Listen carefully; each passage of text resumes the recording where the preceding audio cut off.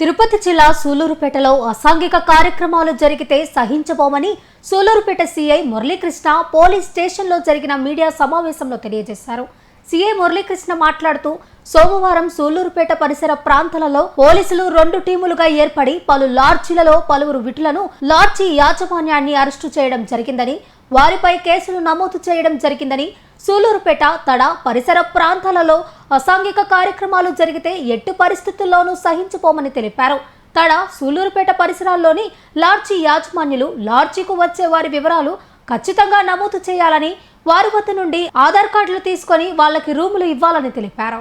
ఈరోజు సూలూరుపేట పట్టణంలో ఉన్నటువంటి లాడ్జీల్లో కొంతమంది విటుల దగ్గరికి ఆడవాళ్ళను పంపిస్తున్న సమాచారంతో డిఎస్పీ గారికి రాబడిన సమాచారం మేరకు 2 టీమ్స్ తడ ఎస్ఐ కొండమనాయుడు మరియు సూలూరుపేట ఎస్ఐ అజయ్ కుమార్ గారి నేతృత్వంలో 2 టీమ్స్ని ఏర్పాటు చేసి హైవే మీద ఉన్నటువంటి మరి అదేవిధంగా టౌన్లో ఉన్నటువంటి లాడ్జీస్ని తనిఖీ చేయడం జరిగింది. ఈ తనిఖీలో భాగంగా పూజిత లాడ్జీలో సూలూరుపేటలో ఉన్నటువంటి గోవిందం అనే ఒక మహిళని విటుడి దగ్గరికి బెల్లంకొండ పవన్ కళ్యాణ్ అనే అతని దగ్గరికి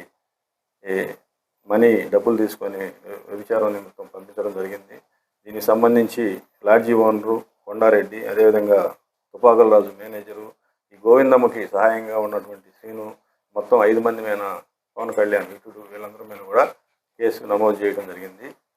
అదేవిధంగా ఈ తనిఖీలో భాగంగా కొంతమంది ప్రేమికులని కంపెనీల్లో పనిచేసే యువకులు కూడా లాడ్జీల్లో ఈ బృందాలకి లభించడం జరిగింది. వారందరూ కూడా కౌన్సిలింగ్ చేసి వారి యొక్క వివరాలు తీసుకొని వారి తల్లిదండ్రులు కూడా ఇలా వీళ్ళు ఉద్యోగాల పేరు చెప్పి కానీ లేక బయటకు వచ్చి ఇలా తిరుగుతున్నారని చెప్పి వారికి కూడా ఈ సాంప్రదాయం కాదు, అదేవిధంగా పెళ్ళి కానీ యువకులు ఇలా లాడ్జీల్లో తిరగకూడదని చెప్పి కౌన్సిలింగ్ చేసి తల్లిదండ్రులు కూడా పూర్తి సమాచారం ఇచ్చి వారిని పంపించడం జరిగింది. ఈ సందర్భంగా సూళ్ళూరుపేట తడ లాడ్జీ యజమానులందరూ కూడా తెలియజేసేది ఏంటంటే, ఈ విధంగా విటుల్ని ఈ అమ్మాయిలను సప్లై చేసే ఇట్లా గోవిందం లాంటి వాళ్ళు కానీ మరి ఎవరైతే వారికి ఆశ్రయం కనుక ఇచ్చినట్టయితే ఇక్కడ నమోదు చేసినట్టుగానే కేసులు మేనేజర్ మీద లాడ్జీ ఓనర్ మీద కూడా నమోదు చేయడం జరుగుతుంది. అదేవిధంగా చట్ట ప్రకారం ఈ లాడ్జీని కూడా ఏదన్నా సీజ్ చేయడానికి అవకాశాలు ఉంటే ఆ విధంగా కూడా చట్ట ప్రకారం చర్యలు తీసుకుంటాం, హెచ్చరికగా చేస్తున్నాం. ఇలాంటివి ఏదైనా సమాచారం ఉన్నాడు కానీ పట్టణంలో వేరే గృహాల్లో కానీ ఎక్కడైనా ఈ విధంగా అమ్మాయిలను బయట ప్రాంతాల నుంచి తీసుకొచ్చి విటులకి ఎరవేసే వ్యక్తుల్ని సమాచారం మనకు పోలీస్ శాఖకి అందించి సూళ్ళూరుపేట పట్టణంలో ఇట్లాంటి అసాంఘిక కార్యక్రమాలు జరగకుండా నివారించేందుకు మీ అందరూ కూడా సహకరించాలని కోరుకుంటున్నాం.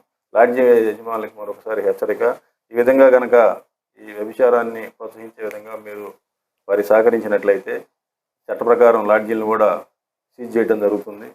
కాబట్టి మీరు రూమ్స్ ఇచ్చేటప్పుడు భార్యాభర్తల లేకపోతే ఆధార్ కార్డులు తీసుకోవటం, వారి యొక్క వివరాలు తీసుకోవటం, లోకల్ వాళ్ళకి రూమ్స్ ఇవ్వాల్సిన అవసరం లేదు. ఎందుకంటే వాళ్ళు కంపెనీల పేరు చెప్పి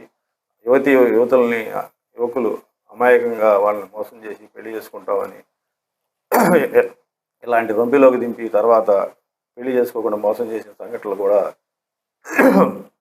సూళ్ళూరుపేట పట్టణంలో నమోదైనవి. ఈ మధ్య కూడా ఒక కేసు కట్టి అతన్ని రిమాండ్ చేయడం జరిగింది. ఈ వివరాలు కూడా ఆ యువతులకు కూడా తెలియజేయడం జరిగింది. కాబట్టి మీరు ప్రేమ పేరుతో మోసపోయి ఈ విధంగా లాడ్జీలు వెంబడ తిరగొద్దు. మీ తల్లిదండ్రులు కూడా చెప్పడం జరిగింది. కాబట్టి అందరూ కూడా తల్లిదండ్రులు కూడా గమనించుకోవాలి. పిల్లలు ఎక్కడికి వెళ్తున్నారు, కంపెనీలకు వెళ్తున్నారా లేదా అని కూడా గమనించుకోవాల్సిందిగా కోరుకుంటూ అందరికీ లాడ్జీ ఓనర్స్ అందరికీ కూడా